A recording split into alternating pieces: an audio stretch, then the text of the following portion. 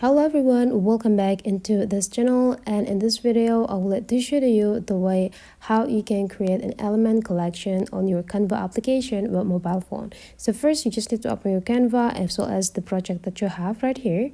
So this is the project that I have. The next is you just need to go tap into these elements, and then you just need to type into the search button here the elements that you want to find. And then I will let to have a flower, and then you just need to go click search on it and wait until all the graphics is just popping up.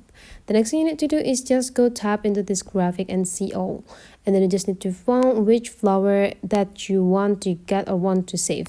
And let's say here I would like to save this, so you just need to click and hold into this element, click and hold, and then will pop up some options right here, and then you just need to go tap add to folder. And now you just need to go click create a new one, and then you just need to go type the title of the folder. Let's say the title could be a flower, and then you just need to go click add to new folder. The next thing you need to do is just go find another flower that you want to save and just do exactly the same just what we did last time.